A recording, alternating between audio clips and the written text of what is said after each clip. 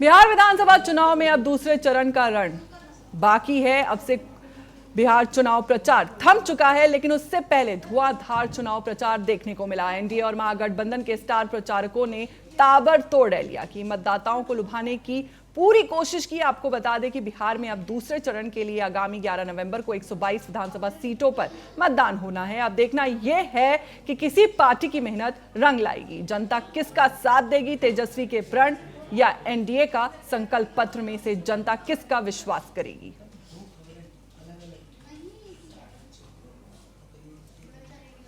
हमारे साथ इसी खबर पर ज्यादा जानकारी के साथ जुड़ चुके हैं संवाददाता सोहन। सोहन, आप लगातार 5 महीने से ग्राउंड जीरो पर मौजूद है, बिहार की जनता के बीच में मौजूद है। आपने जो माहौल देखा है, क्या जनता में बदलाव की लहर महसूस हो रही है या अब भी एनडीए पर भरोसा कायम है? देखिए फौजिया, जनता बदलाव चाहती है या फिर नीतीश सरकार पर भरोसा जताती है, एनडीए पर भरोसा जताती है, इसके लिए अभी थोड़ा सा इंतजार करना पड़ेगा। 14 तारीख को परिणाम सामने आएंगे तो ये तस्वीर भी साफ होती हुई नजर आएगी। लेकिन अगर आप देखें तो कुल मिलाकर अब 20 जिलों की 122 सीटें बची हुई हैं। दूसरे चरण में 11 नवंबर को मतदान होना है और उससे पहले आज जो है चुनाव प्रचार का शोर थम चुका है। यानी कि अभी भी नेताओं के पास, हालांकि जो प्रत्याशी हैं उनके पास ये विकल्प जरूर रहेगा कि वो डोर टू डोर कैंपेन चुनाव प्रचार खत्म होने के बाद भी कर सकते हैं। लेकिन अब देखिए, जो चुनावी बिसात बिछनी थी, जो रणनीति बननी थी, जो चुनावी वादे होने थे, उसका दौर खत्म हो चुका है। अब जनता की अदालत में हाजिरी लगाने के बाद अब बारी है जनता के फैसले की। पहले चरण में बम्पर वोटिंग हुई, मताधिकार का खूब इस्तेमाल किया गया। अब दूसरे चरण में भी क्या वही पैटर्न दोहराती हुई जनता नजर आएगी, ये सवाल बड़ा उठता हुआ नजर आ रहा है। और अगर दूसरे चरण की मैं बात करूं तो कई ऐसी सीटें हैं जिन पर त्रिकोणीय मुकाबला भी देखने को मिल रहा है, तो कई सीटों पर जो है सीधी टक्कर भी महागठबंधन और एनडीए के बीच में देखने को मिल रही है। अब दूसरे चरण में खास क्या होने वाला है, ये भी यहाँ पर समझना बेहद जरूरी है। अब देखिए, दूसरे चरण की अगर सीटों की तरह बात करेंगे तो मगध से आवाज उठेगी, शाहबाद से इसमें गूंजेगी और फिर आप ये मानिए कि सीमांचल उसको लेकर के फैसला सुनाता हुआ नजर आएगा। अब यहाँ पर खास क्या है? खास ये है कि मगध में बीजेपी का परफॉर्मेंस जो है पिछले चुनाव में इतना अच्छा नहीं रहा है। शाहबाद की बात करें तो शाहबाद में लोकसभा चुनाव में बीजेपी को या फिर एनडीए को करारी हार का सामना सभी सीटों पर करना पड़ा था।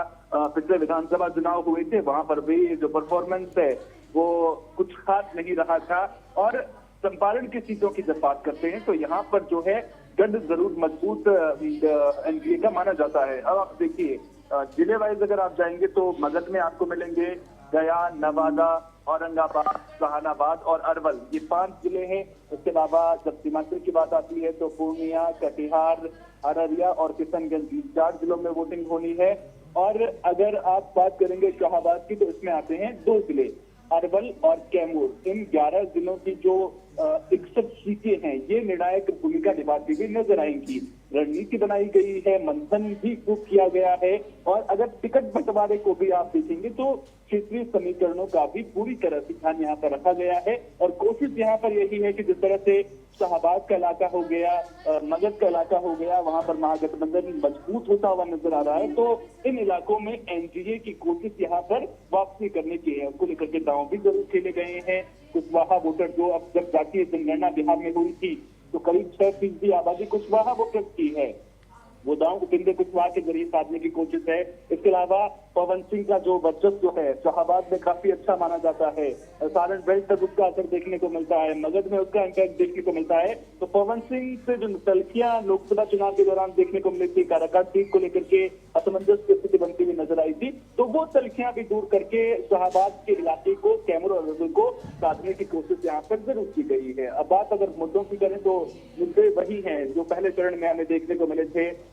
शिक्षा की बात जनता करती हुई नजर आ रही है, स्वास्थ्य की बात जनता करती हुई नजर आ रही है, बेरोजगारी की बात जनता करती हुई नजर आ रही है, पलायन के मुद्दे को जोर से उठाती हुई नजर आ रही है। लेकिन जब बात चुनावों की आती है तो मुद्दे कहीं ना कहीं गौण साबित होते हुए नजर आते हैं और जो विकास को लेकर के बातें जनता करती हुई नजर आती है वो पीछे छूट करके जो जातीय समीकरण है वो हावी होते हुए नजर आते हैं। इसी वजह से आप इसका इम्पैक्ट कितना रहता है अंदाजा इसी बात से लगा सकते हैं कि जिस तरह से टिकट बंटवारा किया गया है तो क्षेत्रीय समीकरण साधने की कोशिश की गई है।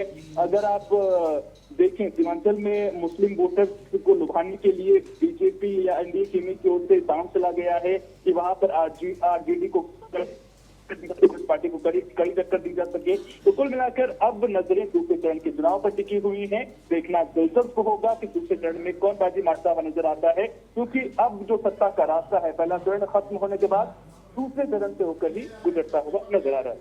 जी शुक्रिया सोहन, आपका पूरी जानकारी साझा करने के लिए।